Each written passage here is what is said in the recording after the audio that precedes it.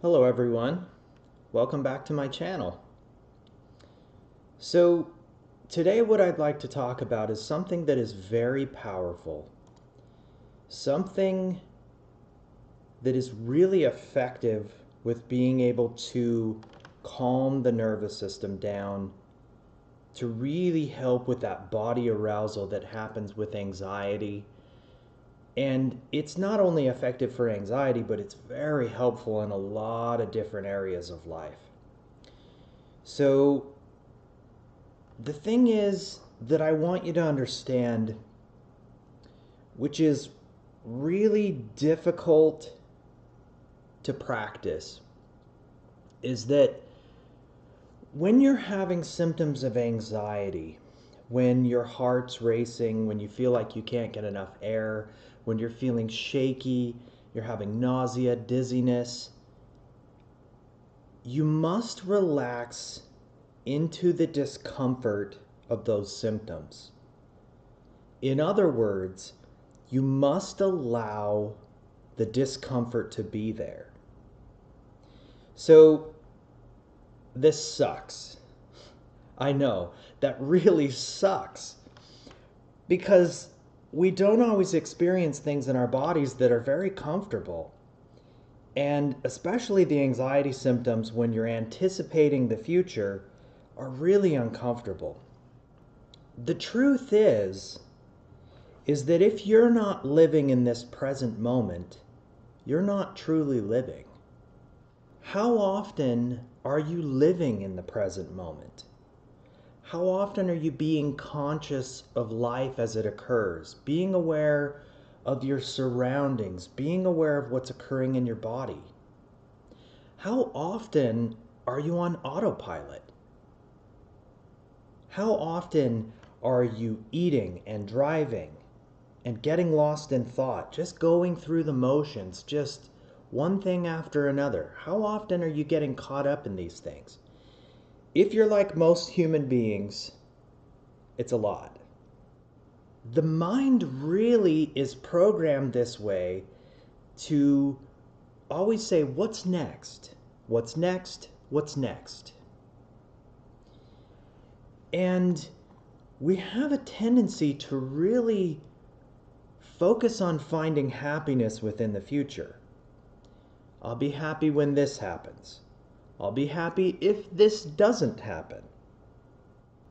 There's a really great quote here by Eckhart Tolle. So here's what he says. He says, people look to time in expectation that it will eventually make them happy. But you cannot find true happiness by looking towards the future. Essentially, what he's saying is that the only time you can truly have peace or happiness is in this moment. And that's because that's the only time you ever live, is in the moment. You never lived in the past, and you will never live in the future. It's always now. It's always this present moment. So really what we're talking about here is something that is a higher intelligence beyond just human thought. It is an experience that when you learn to practice it, you start to become aware of how vast the space really is within the present moment and within yourself. Really, mindfulness is a singular focus. And it has some components to it. It's non-judgmental. So it's allowing what is in the moment, whatever thoughts that are coming into the mind, whatever sensations are arising within the body, the nervousness, whatever is there, you don't judge it. You allow it to be. You also have patience. You allow things to unfold. Now, these things are not easy. This is really hard. Essentially, you let the dust settle. How many times in life do we anticipate something bad happening and it never happens? You also approach the moment with beginner's mind, which beginner's mind is seeing something for the first time as if you had never seen it before. Some practices are looking around the room and visually looking at things that you've seen before, but looking through a lens of really seeing what it is, really just looking at it. This is a lot more helpful when you're in nature, when you're, say, looking at a tree or you're looking at a mountainside, you're looking at flowers, because the human mind has a tendency to blah, blah, blah, blah, blah, garble things, right? The thoughts. So when it doesn't have the human creation part of it, it's a lot easier to do that. But you can do it with human things too, it's just harder. Now, the hardest thing is to be present with other people. That's really hard. You must have trust. You must develop a basic trust in yourself and your feelings. Essentially, you have to allow your feelings to be what they are. Again, going back to allowing the sensations in the body. You observe them, you step back, and you watch what's occurring. You non-judgmentally see what's happening, and you just allow it to be what it is. Also, you're not striving. Or, in other words, non-doing. You're not trying to do anything. You're not trying to get somewhere. You're not trying to accomplish something. The only word that I can really point to is being. And again, we come upon the limitations of human language in that mindfulness really is an experience that you have to try for yourself.